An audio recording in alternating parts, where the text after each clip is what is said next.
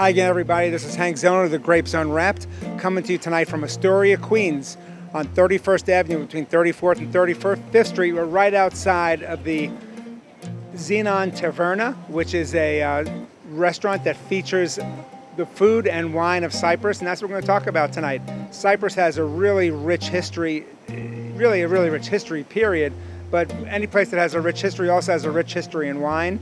Wine goes back 5,500, 6,000 years in Cyprus alone. We're going to talk about historical significance, cultural significance, but really most importantly, we're going to sit down with the family that owns this restaurant, and we're going to do what people do in Cyprus. We're going to sit down, we're going to try the foods of Cyprus, the wines of Cyprus, because as we know, what grows together goes together. Let's go inside and meet the family and eat and drink some really good stuff. After spending some time out on the sidewalk, now the most important part is we're here inside the restaurant. And I'm with Aristos Constantine, who's the Trade Commissioner from the Cypriot Embassy. Aristos, thank you. Thank you. Good to see you again. And here with the Papa Giorgio family and Stelios, who is the patriarch of the family. Stelios, thank you so much for having us here. We appreciate it. You're welcome. You're welcome. It's one of the things we wanted to talk about tonight was get people to have an understanding of the food and wine of Cyprus, but also how food and wine is consumed. It's consumed with family and friends, like you're surrounded by your family here. And I guess from what legend tells me, Aphrodite was born in Cyprus, correct? And that is the goddess of love, and there's nothing more than sharing love of food and wine with family, isn't it? Yes, of course, yeah. Yes, yes. What's in front of us here are really, it's just beautiful looking food, and it's great food, and this is really, a lot of these are traditional dishes of Cyprus. Yes. These, as we were getting ourselves positioned so we can all get into the camera view here, I said, you know, as I said to you, I said Da Vinci didn't position the disciples to do the Last Supper painting, but this isn't a Last Supper. This is an everyday supper. This is the way it is, and this is a Monday night. This is a Monday night in August, and as you can hear, this place is really lively right now. And it's not just the family who's sitting here eating, but if you look around the restaurant here, it's an incredibly lively scene. People are eating and drinking, and Astoria today is not the same Astoria where you moved to many years ago. It's a very multicultural community, yet restaurants like yours that really are still like the traditional foundation of the community. This is afelia, which is bulgur with pork marinated in wine. This is kupepkia, stuffed grape leaves, but in Cyprus we make it with chard meat, and rice, and a touch of mint, some onion and parsley. This is the halloumi, the cheese from Cyprus. This is the best, the best sale in my restaurant. Oh, is it really? Yes. Okay. And this is pasticcio. We make it a little different than the Greeks. We put chard meat that it comes from pork. We have the kolokasi. That's the just recently was awarded by the European Union product of geographic indication. That is the taro from Cyprus. Kolokasi is indigenous to Cyprus, unique. So this is the root vegetable from Cyprus. Yeah. Okay, interesting. Yeah, it's like potato, but it's getting a little more big, and we cook it with chicken or with pork. Then we have the smoked pork loin, the lunza. It's marinate 15 days in wine, and then we smoke it. Wow. Yeah. Wow. And we do also sausage over here, the Cypriot sausage, that we bring from Cyprus, a special spice, we call it shino. And it's marinate also the meat in wine, the pork in wine for 15 days, and then we make the sausages. Great. And then we smoke them. Wow, and that's what's coming out right now, right? This is the sausage that we talk about it. And we have the kleftiko, that is lamb. I love lamb. It's wrapped in aluminum, and the That smells great. Oh, so this is and like it's a cooked shank? in own juice with a little celery, carrots, and onion. Stolen lamb. It's called kleftiko. Stolen lamb. Stolen lamb. Yeah. Kleftis is the thief. Okay. Yeah, the thief. I can't wait to steal some myself in a moment. We're here at a Cypriot restaurant. We're eating with this fantastic family and fantastic food and wine.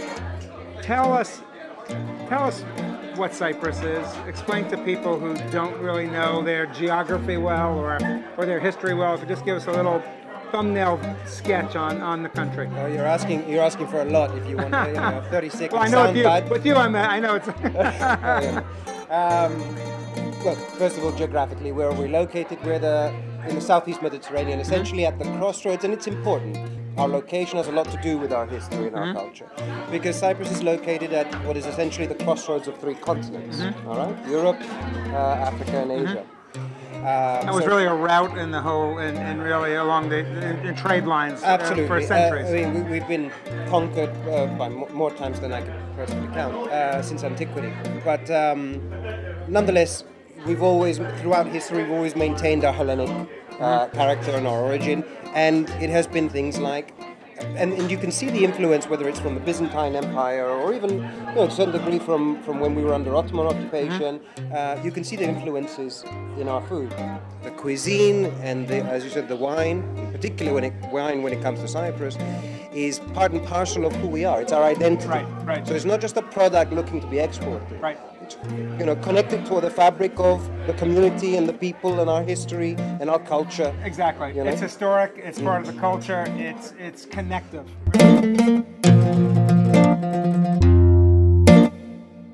So I just tasted some of the halloumi. Now halloumi is really what's most identifiable, would you say, with food items? I mean, to the outside world. I've said this in the past. The southern Mediterranean has, especially with Greece, we have commonalities, right, with the cuisine. It's distinct. Everyone has their own twist on certain things. But when it comes to Cyprus, there are certain products that are truly Cypriot.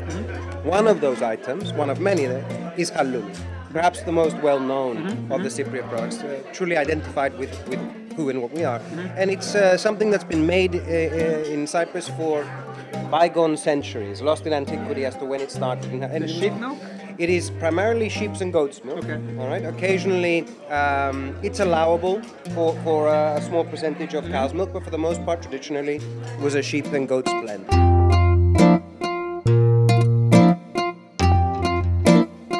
Food is fantastic, and now it's time to have some wine, because I always bring things back around to wine.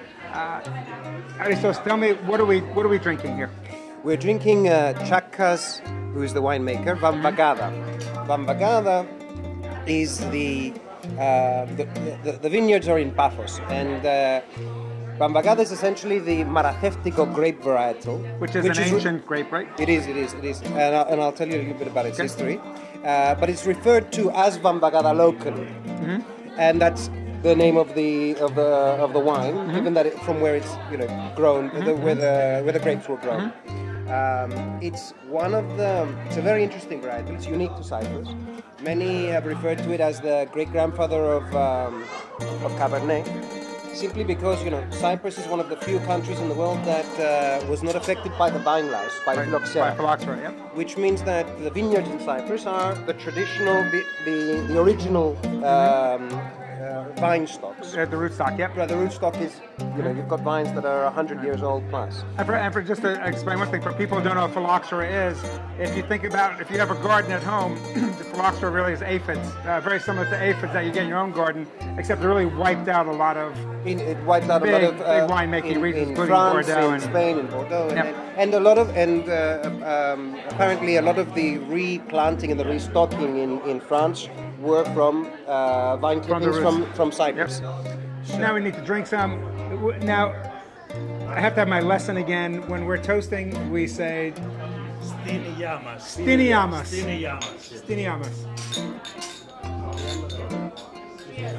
Cheers. Stiniamas. The white wine now. This is the Zenestri. This is the most widely planted white grape. Stiniamas. Stiniamas. In Cyprus we say Stiniamas. That means to our health. To our health. To our health. Stiniamas. Stiniamas. Xenisteri is one of the very, very Cypriot variety. We sell a lot of this wine. Chakkas is one of the small companies, but one of the biggest sale to us. we sell a lot of his wine. He doesn't do too many wines, but he does very good Cypriot wines. Right. Now, I've never had this before. I just took a sip. This is a white wine that should appeal to the American Chardonnay drinker. True. Even though it's not a Chardonnay by any stretch, it reminds me of a Chenin Blanc.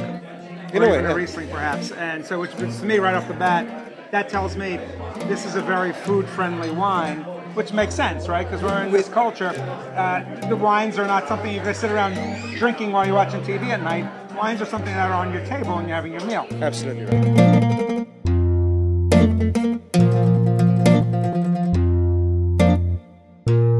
You know, it's kind of fun instead of saying we're back again to say Justiniamos, because it's a much better way of saying we're back.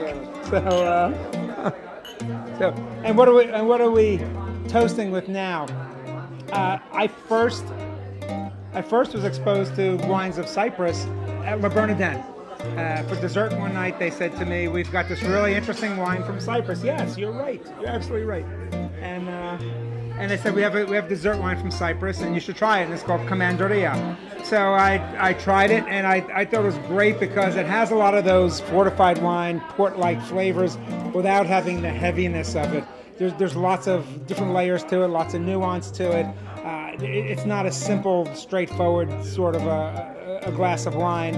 But I did some homework when I got home, and it's a fascinating story. This is, legend has it that this was a wine served at King Richard the Lionhearted's wedding. And if you want to talk about the marketing of wine, we know as there's that beer from the middle of the country that's known as the King of Beers, but this was known as the Wine of Kings and the King of Wines. So long before Anheuser-Busch co-opted the King title, it was being used on Cyprus for this Commanderia, which is made from the main native grapes, Mavro and Zinestri, excuse me.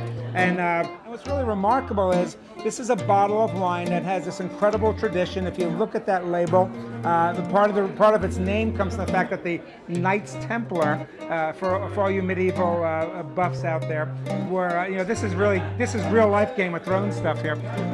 The Knights Templar were the ones who maintained the vineyards early on and protected the wine supply. So and here's a wine that you can find for probably $20 or less retail.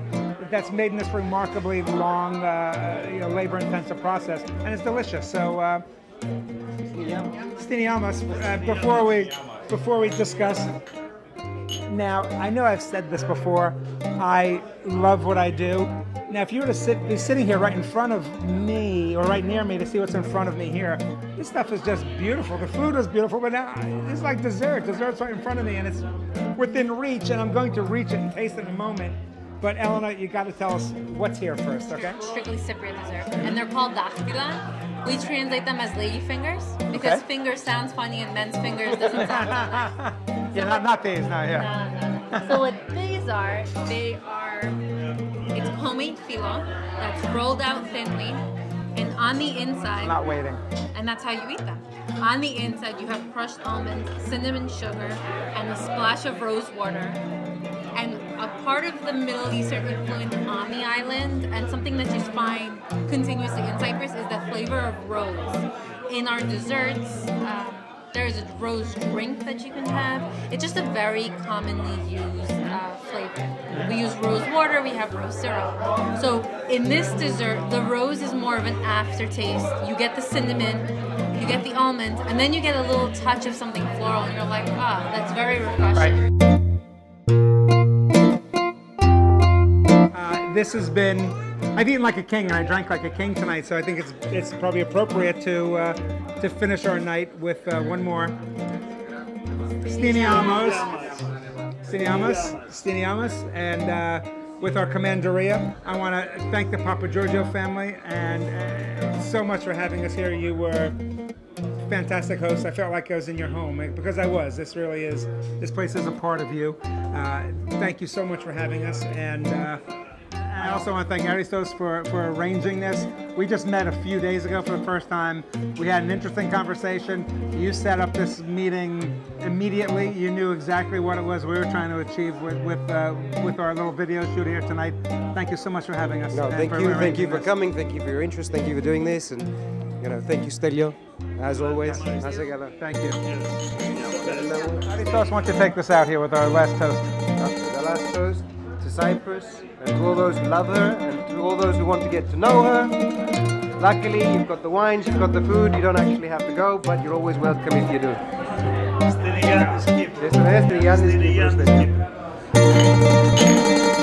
Cheers. Stiniamos.